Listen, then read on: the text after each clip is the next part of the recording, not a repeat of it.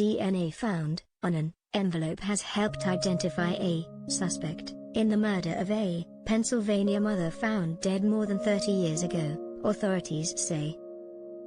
The body of Anna Kane, 26, was found on the side of a Berks County, Pennsylvania, road on October 23, 1988, according to Pennsylvania Crime Stoppers.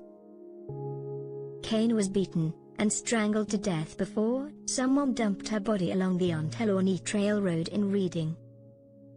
More than a year later, a concerned citizen sent a letter to the Reading Eagle when news of Kane's strangulation murder made the cover, in 1990.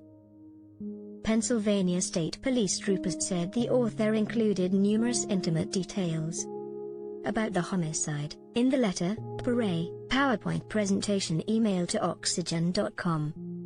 However, they did not elaborate on what the sender specifically wrote in the letter. Although DNA was extracted from the author's saliva, which was used to seal the letter's envelope, the sample yielded no matches until investigators recently tried genetic genealogy, a modern scientific method used to map out the DNA of the subject's biological relatives. In this case, the new scientific method led to Scott Grimm, said the Pennsylvania State Police. But the recent identification of Scott Grimm continues to puzzle some, as he hadn't been on investigators' radar previously. The motive for the murder remains unknown, and Grimm died in 2018, at the age of 58 of natural causes. Sergeant Nathan Trotte of Troop L said it wasn't a lack of physical evidence that prevented investigators from solving the case but rather a lack of technology. All of that stuff was collected, Trotte said during Thursday's press conference. It was preserved as it should be because investigators knew probably somewhere down the line what they collected could be that little piece of evidence of what they needed.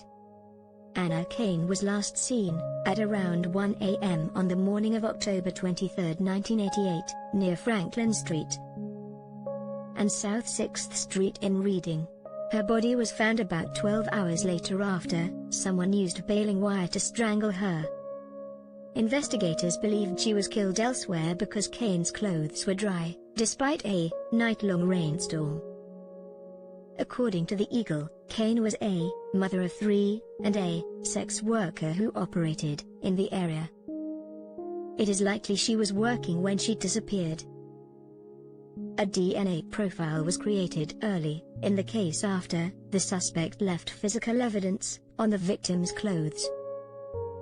In 1998, investigators ran the DNA sample through the FBI's then new Combined DNA Index System, CODIS, though the inquiry led nowhere. But the recent use of genetic genealogy, thanks to Paraben Nanolabs, led investigators to Grimm, who lived in the Hamburg area, according to police. Little was made public about Grimm, but police said they obtained Grimm's direct DNA, which matched the DNA found at the 1988 crime scene, and the envelope sent to the Reading Eagle. The DNA also matched another letter Grimm allegedly sent to his former business partner 2 decades ago. Exeter Township Police had collected the letter as evidence after Grimm was arrested for harassing the recipient in 2002. Kane's daughter, Tamika Reyes, told Allentown affiliate WFMZ-TV that she was shocked and a little overwhelmed by the news of Grimm's alleged involvement in her mother's murder. "Happy that we finally have some sort of closure," said Reyes. "Sad that my grandmother couldn't be here to get that closure. Made that he'll never have to face the consequences of his actions." In a statement emailed to Oxygen.com, Pennsylvania State Police said they are still trying to iron out the details of their suspect. Police are still looking into some aspects of Scott Grimm, including where he lived, where he worked, and with whom he associated, police stated, adding he was 26 years old at the time of the murder, the same age as Anna Kane. According to the Eagle, Grimm lived in the Reading area but moved to Birdsboro, about 10 miles from Reading, shortly before the murder.